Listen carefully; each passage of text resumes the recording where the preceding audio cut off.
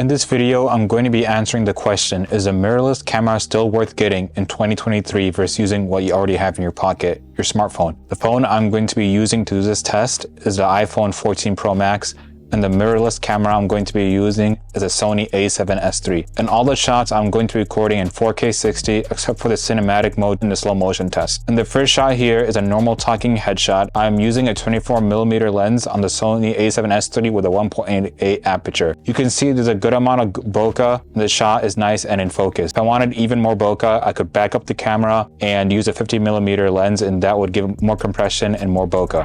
Alright, so here's the same shot with the iPhone 14 Pro Max. As you can see, the background isn't nearly as dark, even though the lighting is exactly the same. I didn't change anything. I tried to get the composition the exact same way, but as you can see, the back is all lit, and I'm lit as well too, so I feel like my face is still pretty sharp in here, but I don't get that cinematic look where it's dark in the background and lit in the front, and I don't know if that's really possible with the iPhone. Maybe if I make it really dark in the back, but just for the sake of the test, I wanted to keep the lighting exactly the same. There's still a little bit of bokeh in the background. You can see it's a little blurred. I'm gonna have to give this to the Sony a7S III for the better talking head shot. This is a typical shot I would take to show a haircut or making a haircut tutorial. I have a tripod really close to the client, and the scene is well lit.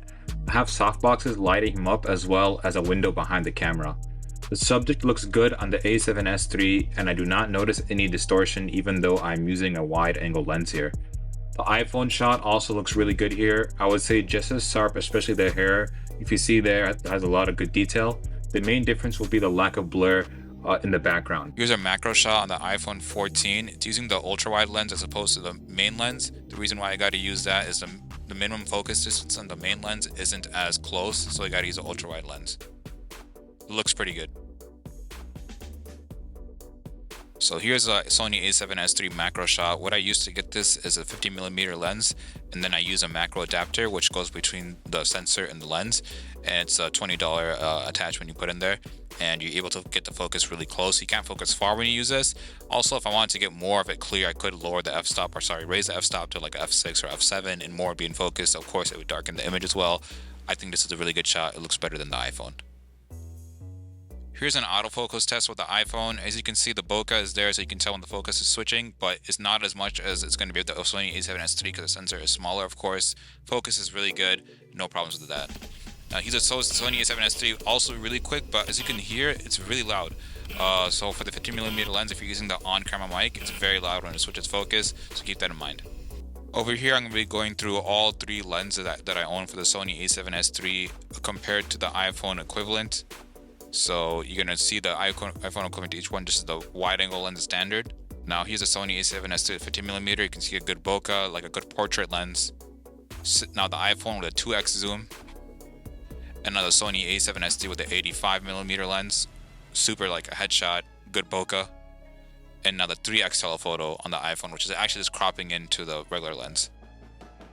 Here's an iPhone on the outdoor shot. You can see it looks really good, everything really sharp and very stable. One thing iPhone excels at is stabilization. You can see it looks nice and smooth, and everything looks nice and clear, and nothing is overexposed.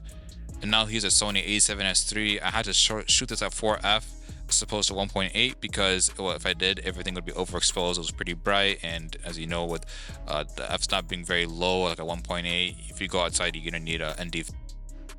Active stabilization shot with the Sony a7S III. As you can tell, the footsteps are very hard on the camera. It does not stabilize really nicely. And now the iPhone, which does a very good job. My feet are pretty much muted. You can't even really tell while I'm stepping because the stabilization is so good on the iPhone. Here's some vertical content in case you're making Instagram Reels or TikToks or YouTube Shorts. I think it's the same thing. It's on a tripod as well. The Sony a7 III looks better, but the iPhone also looks very good in my opinion. To me, this is the most impressive iPhone shot. The cinematic mode, it's in 30 FPS, so you don't get 60. Unfortunately, the max you can go is 30, but to me, the bokeh looks very good. On the iPhone 13, I don't think it looked as good. On the 14, it looks really good.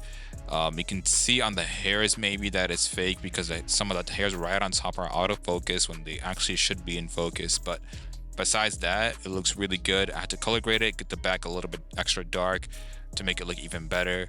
But I think overall, if I saw this on YouTube, I would think it's shot from a mirrorless camera. is set to the fake f2.0 stop. And of course, one of the best features is that you can edit this in post. So for example, you don't want to edit f2. I want the background to be a little clearer. I can change it to f4 and f5, whatever I want. Or say I want it to be focused on something else. I can change which subject is in focus, which is not.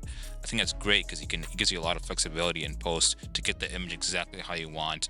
And you can't get this with the Sony a7S III, of course. Now here's a Sony a7S III. So for this shot, I actually would prefer the iPhone for the sole reason of I can edit in post how I want it to actually look.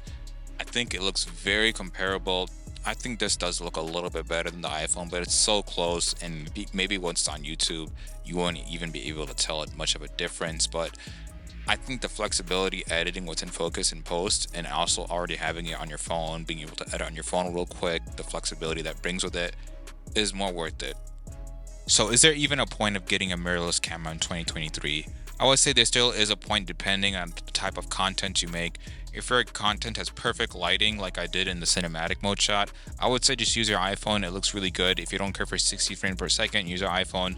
The other thing is, if you do care about 60 frames per second, you're going to have to get a very high-end mirrorless camera. You can't just get any mirrorless camera like the Sony a7C, which is a very good one for 30 FPS or 24 FPS. But if you want 60 with no crop, you're going to need something like the Sony a7S III or the Canon R6 Mark II, which are both very expensive cameras. If you are doing a lot of handheld footage, especially when you're taking steps in there, don't even get the mirrorless camera. The iPhone does a way better job. I hope this video answered some questions for you guys. I want to know what you guys use in the comments down below. Please subscribe, like, and comment, all that good stuff. Thanks for watching. Peace.